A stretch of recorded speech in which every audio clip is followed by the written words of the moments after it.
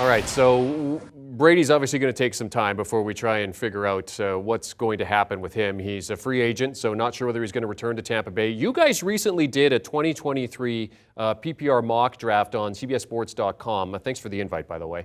Tom Brady wasn't even drafted. So in terms of being fantasy viable, I mean, where does he sit at this point, or is it going to take some time to just see what happens? Well, let's start and say, is he playing? Because if he doesn't play, there's no point in spending a draft pick on him. There's certainly enough quarterbacks to go around where fantasy managers can wait until the later part of their draft and feel good about getting somebody that they can start. What good is it to spend even a 14th round pick on Tom Brady if he's not going to play?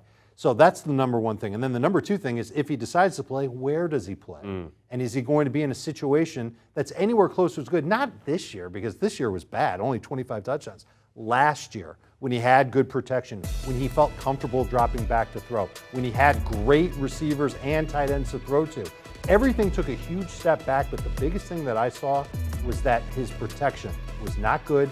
It made him nervous. We saw it all season long. He tried to get rid of the ball as quick as he could. That really crushed his numbers, and he was struggling in the red zone. That happened as recently as the game against Dallas. You have to wait and see where he will end up. There's some spots that seem interesting. The Raiders, if they can bulk up their offensive line. What about the Jets as him being the role model for Zach Wilson and that offensive line? Sounds weird. Sounds crazy. If he wants to keep playing and he wants to play for a franchise that has a chance to make the playoffs and he thinks he's the piece that can put them over the top, I think it makes sense. They've got a good receiving core. Offensive line's got some pieces in place. They've got a great running back in Breece Hall and a really good defense with more pieces to come there. Dave, that's an out there one. That's an out there one. I think it's going to be the Raiders. It's got to be the Raiders, I think, with all the pieces they have. But their pieces aren't as good as the Jets' pieces, in my opinion. Like, they've got Devontae Adams. Devontae Adams is a stud, no doubt. I'm crazy about Garrett Wilson. I think he's going to be great. I think the offensive line for the Jets is better now than the Raiders could be even after free agency. And the Raiders' defense, did you watch any of their games? It was brutal. Yeah. That Jets defense is really good. It kept them alive in so many games this year with or without Zach Wilson on the field. Imagine if it's Brady. Imagine if he has time to throw. I think he could do okay in green. You're the Hall of Famer, so got to take what you say. If he leaves Tampa, that leaves the Bucs with Blaine Gabbert and Kyle Trask. That's what's left. Yes. A friend of mine who's a Tampa Bay fan said he's happy. He said this morning, he said, look, I'm happy with Brady moving on.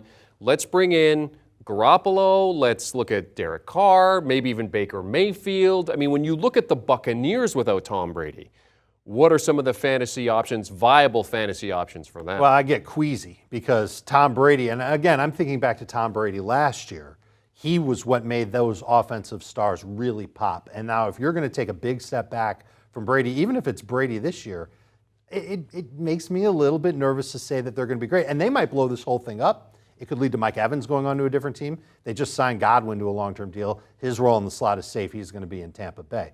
You look at Derek Carr going there, I think that would be good, especially if they keep Mike Evans. I could see Derek Carr having some good numbers there. I could see Mike Evans and Chris Godwin both being good number 2 fantasy wide receivers. I like their tight end, Cade Otton. He'd be somebody that I think could step up and be decent as well. But that's if it's Derek Carr. You mentioned Garoppolo. You mentioned Baker Mayfield. I know Jameis Winston is going to be a free agent eventually here. These are all options that make me kind of want to hurl a little bit when you think about these players. But in the case of Evans, if he stays in Tampa, if they've got a strong-arm quarterback, that's a good thing. In the case of Godwin, if they have a weak-armed quarterback who likes to check it down, that's a really good thing for him, and he could still have really good value in full PPR. Okay, so again, TBD when it comes to the fantasy options for Tampa Bay at the quarterback position, and then how that trickles down to the other positions as well.